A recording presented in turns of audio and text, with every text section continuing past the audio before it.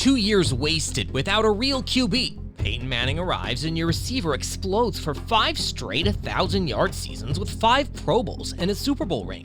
But 4 years after he passed, on the day they put him in the Ring of Fame, the mile-high miracle happens. This is Demaryius Thomas. It only took 10 seconds to become a Bronco legend. It's January 8th, 2012. Wildcard playoff game, Denver's hosting Pittsburgh. On the first play of overtime, Tebow fires a slant and Demaryius catches it at the 20. Then he stiff arms safety Ryan Mundy so hard the guy goes flying backward like he got hit by a truck. Now there's nothing but green grass and he's sprinting 80 yards for 6. The game's over. It's the fastest overtime ending in NFL history.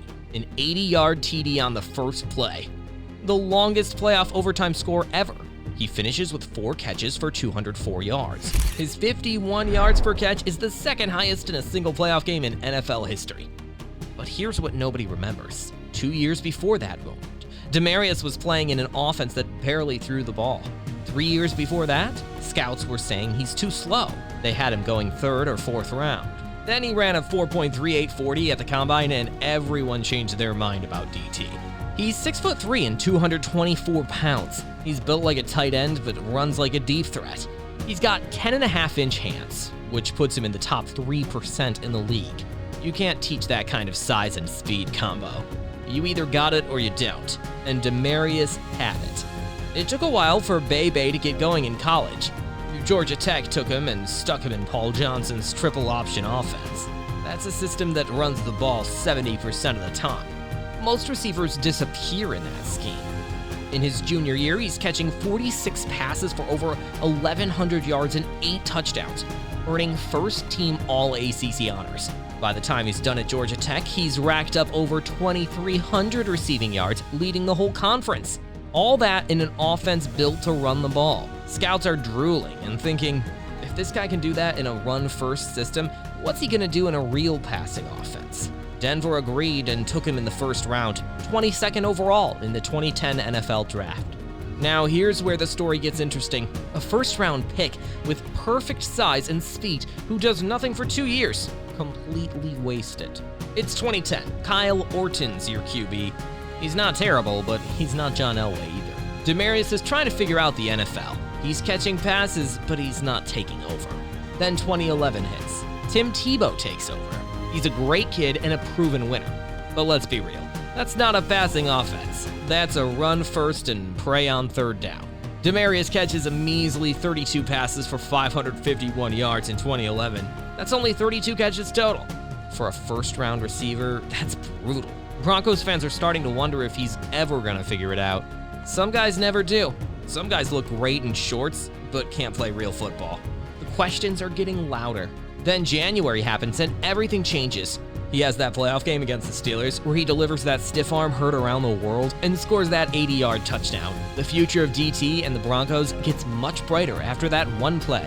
Come March 2012, Peyton Manning becomes a free agent. The Colts cut him loose after his neck surgery. Every team in the NFL wants him. He can go anywhere. He chooses Mile High. One of the main reasons he chose Denver was Demaryius Thomas. Manning watched the film on Demaryius, and he knew right away this was different from anything he'd had before. Back in Indianapolis, he'd played with Marvin Harrison and Reggie Wayne, 2 Hall of Famers who could do it all. But Demaryius had something those guys didn't have. He was massive. He was fast. His hands were enormous. He could win down the field, win in the middle of the field, break tackles after he caught it. Manning had never seen that combination before in his entire career. Years later, Manning talked about it, and you could hear how much it meant to him. He said, "I never had a Marvin or Reggie that was as big and as powerful as Demaryius. I always wondered what that would be like, and it was every bit as good as I thought." That's what Demaryius represented to him. Now you've got a first-round receiver who finally has a real quarterback. Not just any quarterback, a Hall of Famer who understands exactly what he can do. Now watch the explosion happen. It's 2012, year 3 in the league. Demaryius Thomas explodes from 551 yards to over 1,400 yards and 10 TDs. He's finally showing what he can do. These are the numbers the Broncos expected when they drafted DT. He led the team in targets, catches, and yards. He finished 4th in the entire league in receiving yards. He got selected for his first Pro Bowl. The whole league is paying attention. Manning's offense is built on timing and throwing a ton. He'll throw it 60 times if he has to. Demaryius can finally show what he can do. He's in the film room till midnight. He's in the weight room at sunrise. He's on the practice field in between. Demaryius is studying routes like he's cramming for finals. He learns how to beat guys at the line. He's watching how defenders play him and adjusting his game. When you've got talent and you add that kind of work, that's when guys become all-pro. From 2012 to 2016, Demaryius goes on a tear. 5 straight 1,000-yard seasons, 5 Pro Bowls, 2 second-team All-Pro selections. He sets the Broncos' single-season record with over 1,600 receiving yards in 2014. That record still stands today. That's 5 straight 1,000-yard seasons and 5 straight years of being great. You don't accomplish that by accident or scheme. That's one receiver deciding he's unstoppable and proving it every single Sunday. But stats don't tell you everything. What made Demaryius different from other great receivers is he showed up in the biggest games when everything was on the line. Super Bowl 48 happens on February 2nd, 2014. Broncos versus Seahawks. Denver's the favorite. They've got the best offense in football. Manning has Demaryius, Wes Welker, Julius Thomas, and Eric Decker. This is supposed to be their year. Then the game starts and everything instantly falls apart. Seattle's defense is destroying everything Denver throws at them. The Legion of Boom is crushing every route.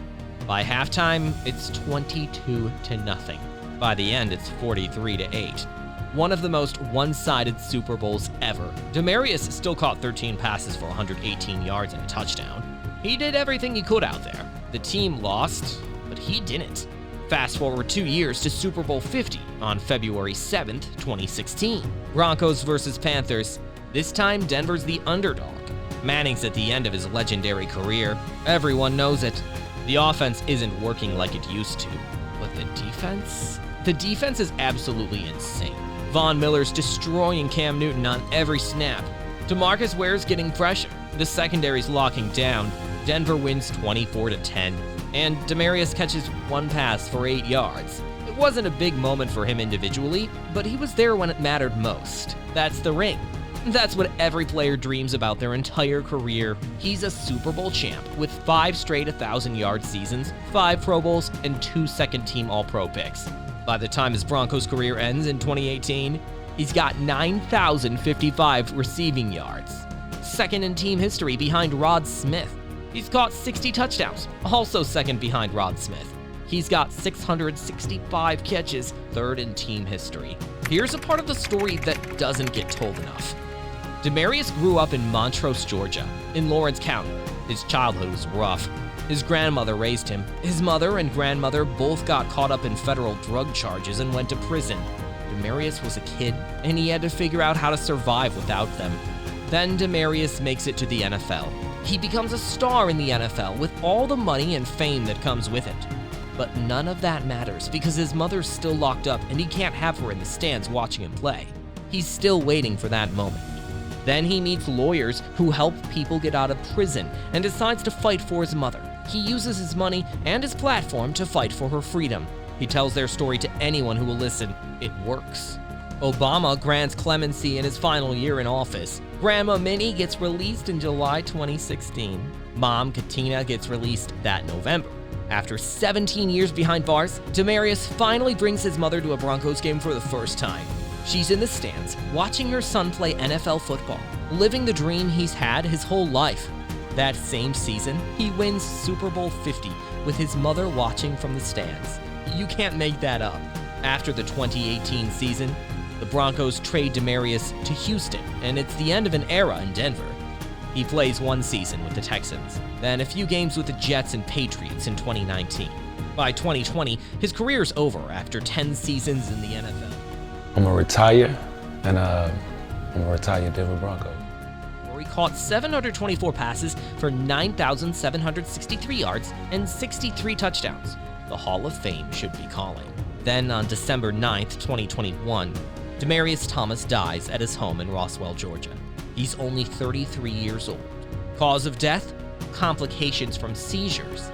The medical examiner later finds he had stage 2 CTE, brain damage from getting hit over and over for 10 years. He'd been in a car accident in 2019 where he hit his head. That might have made things worse. But the CTE was from football. from years of helmet-to-helmet hits, from playing through injuries, from doing what every football player does every Sunday. Broncos country's crushed. Players are posting tributes. Coaches are crying on camera. Fans are leaving flowers outside the stadium. Peyton Manning's emotional, talking about losing one of his favorite receivers ever. The whole football world's in pain. But the story doesn't end there, because what happens next is something nobody could have predicted. But here's what the stat sheet never tells you about Demaryius Thomas. When players talk about him, they don't talk about receiving yards or touchdown receptions. They talk about who he was as a person. They talk about the guy who spent hours at the hospital with sick kids. They talk about the guy who treated the equipment manager with the same respect he showed Peyton Manning. They talk about a receiver who helped younger guys even when they were competing for his job. He never forgot where he came from, and he never acted like he was too big to help somebody else. When he died in December 2021, something happened that showed you exactly what he meant to people. Fans didn't wait for the NFL to organize tributes. They showed up at Mile High Stadium and piled his number 88 jerseys at the gates. Georgia Tech painted his number 88 right there on their football field. Communities from Denver to rural Georgia grieved together. That's not just fan support. That's what it looks like when a community loses one of their own. Peyton Manning and his wife Ashley created the Demaryius A. Thomas Scholarship at Georgia Tech for kids from Lawrence County who needed help. They also created the 18 to 88 Scholarship in Colorado, $10,000 for a high school football player who'd beaten serious hard time. Peyton said the first recipient reminded him of Demaryius, a kid who'd been in foster care and homeless. In 2023, Demaryius got inducted into 3 different Halls of Fame in 1 year. The Georgia Sports Hall of Fame, Georgia Tech Sports Hall of Fame, Colorado Sports Hall of Fame. 3 states honoring one man. That's how much he meant to everyone. But on October 19th, 2025, something would happen that nobody saw coming. On October 19th, 2025, the Denver Broncos are honoring Demaryius in their Ring of Fame.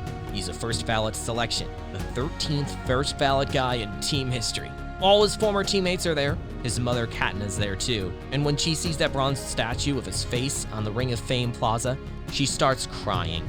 She reaches up and touches it, and tells people it feels like he's still with them somehow.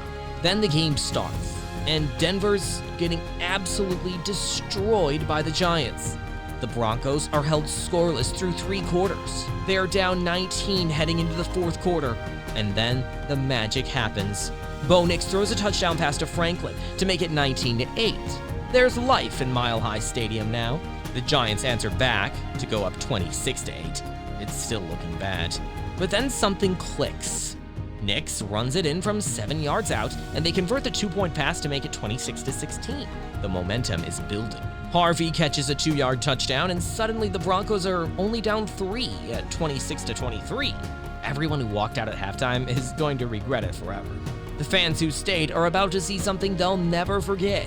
Then Nix takes a sweep around the left end for 18 yards and scores again. Broncos are up 30-26. Mile High Stadium is going absolutely crazy. The Giants punch it in with 37 seconds left to go up 32-30, but they miss the extra point.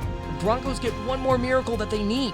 One missed kick, and suddenly they're only down 2, and everyone knows what comes next. Nix connects with Marvin Mims for 29 yards down the sideline. Then he hits Courtland Sutton for 22 more yards. The same Courtland Sutton that Demaryius helped when he was younger. Sutton would later say that the small amount of time he spent with Demaryius was some of the most impactful time he'd had as a Denver Bronco. Now, on the night they honored him, Sutton was delivering. Nix spikes it with 2 seconds left on the clock. Will Lutz lines up for a 39-yard field goal. The kick is good. Broncos win 33-32. Mile High explodes. The Broncos scored 33 points in that 4th quarter. Demaryius Thomas died at 33 years old. He was born on Christmas Day and died in December. The final score was 33-32 on the night they honored him in the Ring of Fame. You can call all of that coincidence if you want to, but nobody sitting in Mile High Stadium that night believed in coincidence anymore. It felt like something bigger than football. It felt like Demaryius was there.